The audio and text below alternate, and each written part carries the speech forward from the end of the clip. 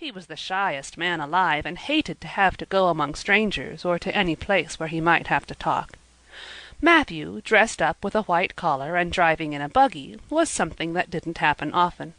Mrs. Rachel, ponder as she might, could make nothing of it, and her afternoon's enjoyment was spoiled.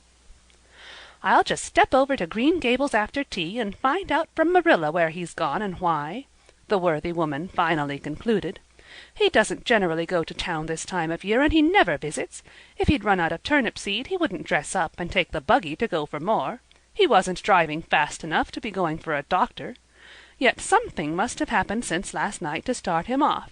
I'm clean puzzled, that's what, and I won't know a minute's peace of mind or conscience until I know what has taken Matthew Cuthbert out of Avonlea today." Accordingly, after tea, Mrs. Rachel set out. She had not far to go. The big, rambling, orchard-embowered house where the Cuthberts lived was a scant quarter of a mile up the road from Lynde's Hollow.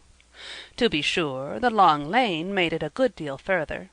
Matthew Cuthbert's father, as shy and silent as his son after him, had got as far away as he possibly could from his fellow-men without actually retreating into the woods when he founded his homestead.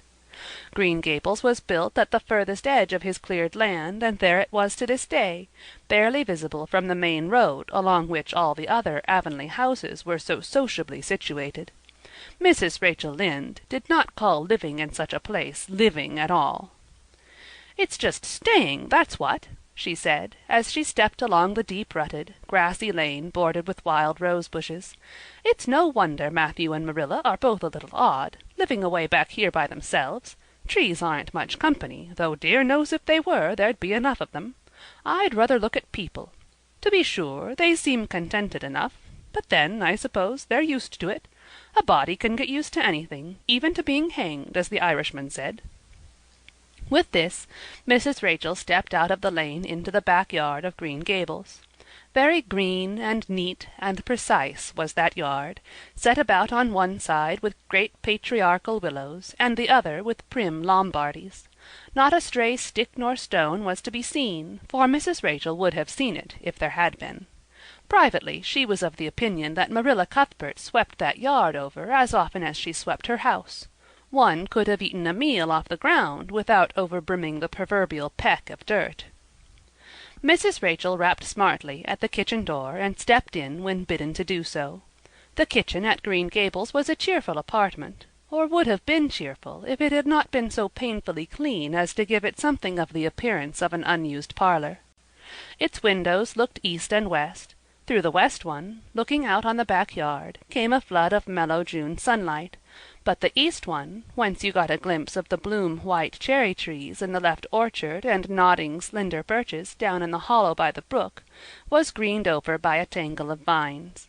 Here sat Marilla Cuthbert, when she sat at all, always slightly distrustful of sunshine, which seemed to her too dancing and irresponsible a thing for a world which was meant to be taken seriously. And here she sat now, knitting, and the table behind her was laid for supper. Mrs. Rachel, before she had fairly closed the door, had taken a mental note of everything that was on that table. There were 3 plates laid, so that Marilla must be expecting someone home with Matthew to tea, but the dishes were everyday dishes, and there was only crab-apple preserves and one kind of cake, so that the expected company could not be any particular company. Yet what of Matthew's white collar and the sorrel mare? Mrs. Rachel was getting fairly dizzy with this unusual mystery about quiet, unmysterious Green Gables. "Good evening, Rachel," Marilla said briskly. "This is a real fine evening, isn't it? Won't you sit down? How are all your folks?"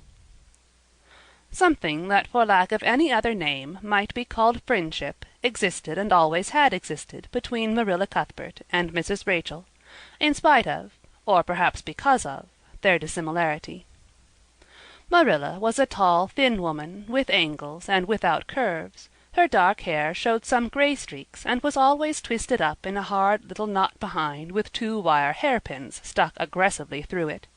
She looked like a woman of narrow experience and rigid conscience, which she was, but there was a saving something about her mouth which, if it had been ever so slightly developed, might have been considered indicative of a sense of humor. "We're all pretty well," said Mrs. Rachel. "I was kind of afraid you weren't, though, when I saw Matt."